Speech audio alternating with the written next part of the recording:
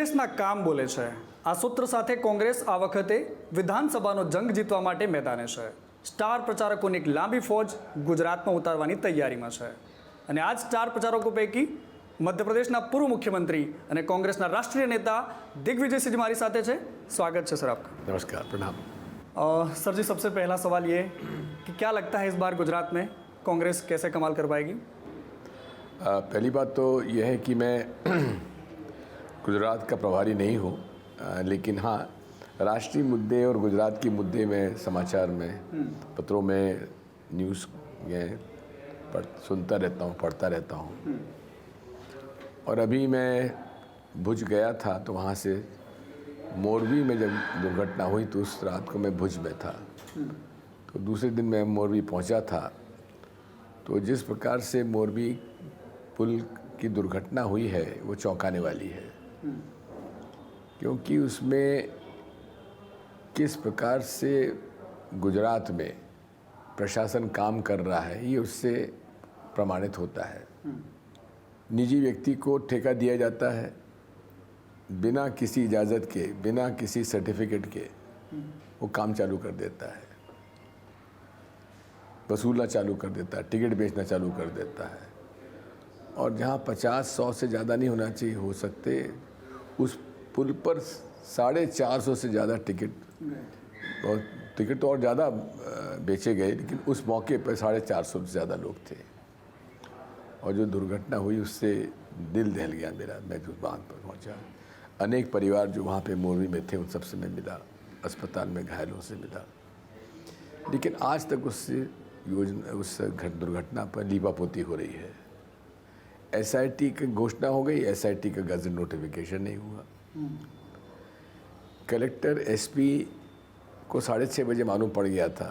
4 kilometre दूर भाजपा की meeting चल रही थी, मिनिस्टर MP मौजूद थे, लेकिन 15 मिनट में 10-15 मिनट वहाँ पहुँचने वाले जो टाइम लगता वे 1 घंटे बाद आए, मीटिंग पूरी समाप्त करने के बाद आए।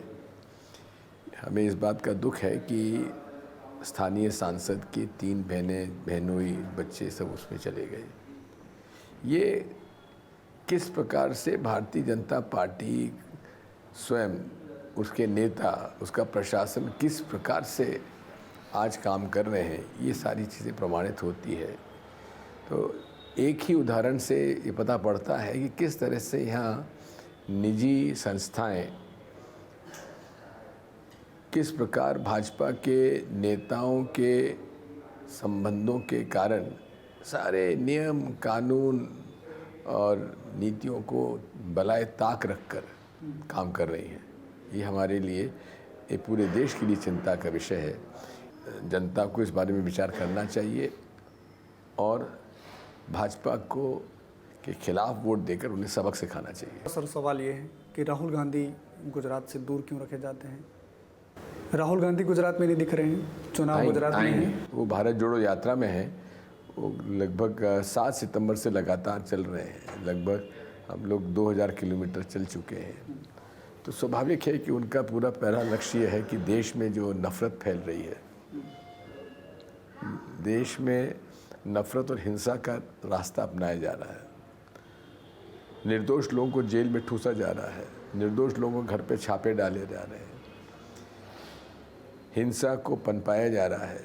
जो बलात्कार और हत्या के आरोपी हैं उन्हें महामंडित किया जा रहा है, हिंसा को बल दिया जा रहा है, नफ़रत को बल दिया जा रहा है, गरीब गरीब होता जा रहा है, अमीर अमीर होता जा रहा है। ऐसी परिस्थितियों में सारे लोग जो देश में हैं, चाहे किसी धर्म के हो, किसी संप्रदाय के हो, जाति के हो, वर्ग के हो, उन सबको एक करने की ज़रूरत है और इसीलिए भारत जोड़ो यात्रा शुरू की गई। लोग कहते हैं कि गुजरात में चुनाव है और राहुल गांधी वहाँ हैं। दूसरा ये भी आरोप है कि जानबूझकर राहुल गांधी को गुजरात से दूर रखा जा रहा है ताकि मोदी वर्सेस राहुल का जंग न हो। ये देश सबका है और राहुल गांधी जी देश में सबके हैं। भारत जोड़ो यात्रा जब प्रारंभ की गई तो ये राजनीति से हटकर यात्रा है, देश के हालात को सुधारने की यात्रा है। इसे गुजरात यह हिमाचल प्रदेश के चुनाव के चश्मे से नहीं देखना चाहिए। आएंगे, जरूर आएंगे, प्रचार करने आएंगे। प्रोजेक्शन इस तरह से हो रहा है कि राहुल गांधी राष्ट्रीय अध्यक्ष हो, मल्लिकार्जुन खड़गे जी ऐसे में कैसे काम कर पाएंगे, जबकि लोग ये भी कहते हैं कि बैकसीट ड्राइविंग राहुल गांधी और गांधी परिवार का रहेगा उसके पीछे। ऐसा नहीं है। मल्लिकार्जुन खड़गे जी सबसे वरिष्ठ राजनेता हैं। आज सन 71 में MLA बन गए थे और एक बहुत ही गरीब परिवार से ऊपर उठकर आए हैं। सेल्फ मेड आदमी है। 55 साल से ज़्यादा के राजनीतिक जीवन में उन पर एक भी आरोप नहीं लगा और पूरे तरीके से उन्होंने कांग्रेस की और देश की सेवा की है। कर्नाटक में मंत्री रहे, प्रदेश कांग्रेस के अध्यक्ष रहे, CLP के लीडर रहे, विपक्ष के नेता रहे, केंद्र में मंत्री रहे, लोकसभा में पार्टी के नेता रहे, आज विपक्ष के नेता हैं राज्यसभा में।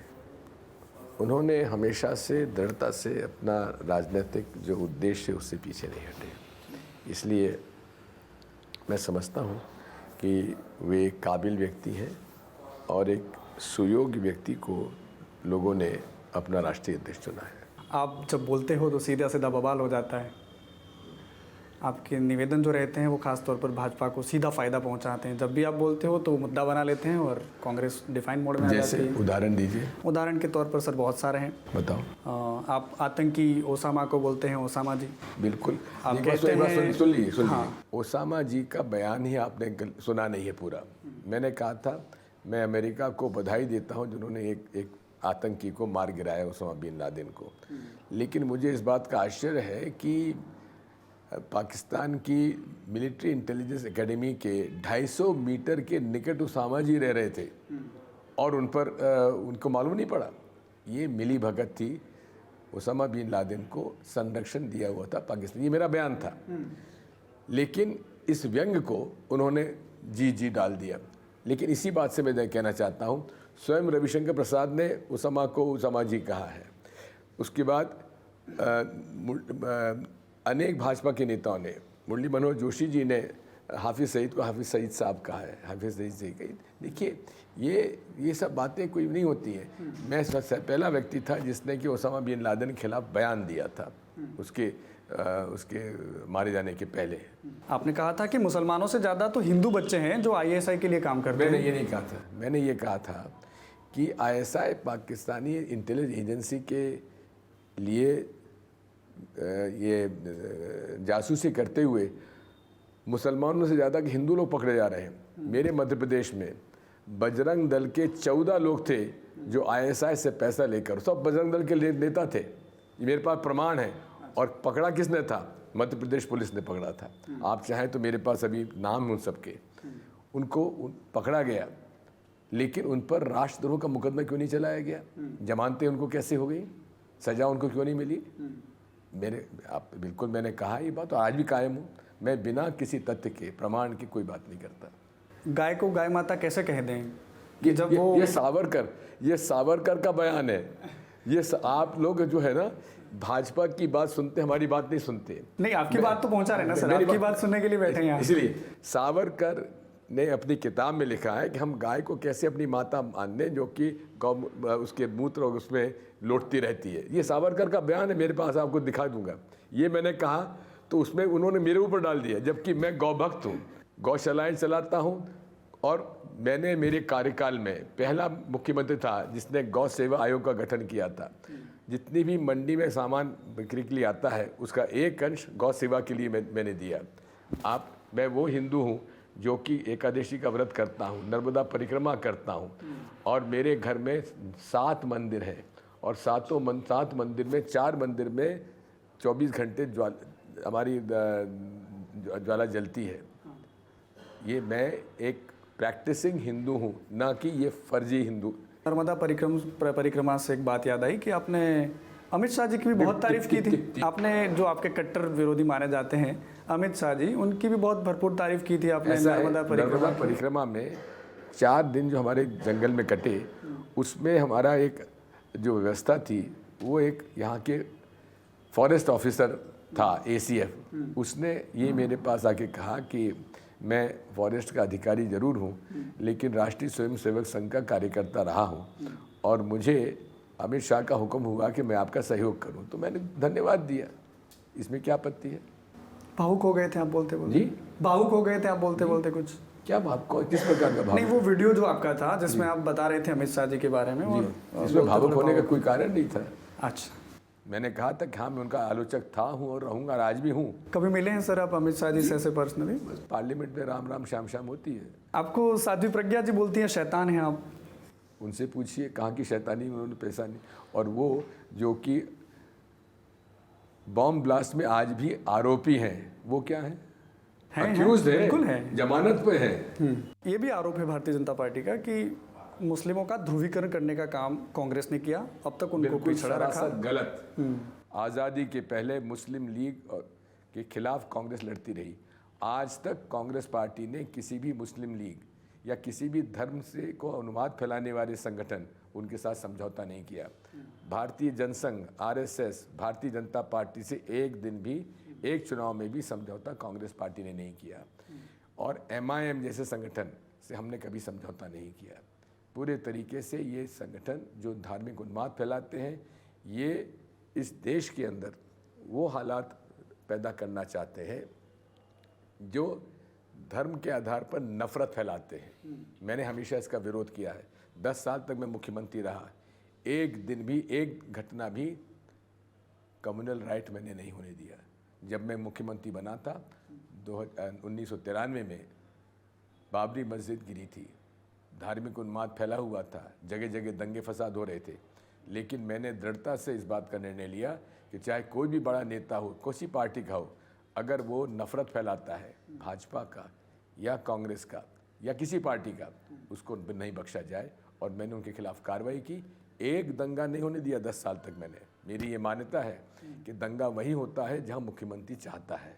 कांग्रेस शासित राज्यों में जब दंगे होते हैं, कांग्रेस शासित राज्यों में जहां दंगे होते हैं, तो वहां वो भी पूरे तरीके से उत्प्रेरित जो होते हैं। लोग कहते हैं कि कांग्रेस के नेता जो हैं वो इस तरह से बयानबाजी करते हैं, तो गुजरात समेत पूरे देश में जब नुकसान कांग्रेस को, खासतौर पर कोई मौत का सौदागर बोल रहे, जैसे आपके निवेदन है, चाहे जो भी तोड़ मरोड़ कर पेश किए गए हों, लेकिन उससे नुकसान तो कांग्रेस को होता है सर।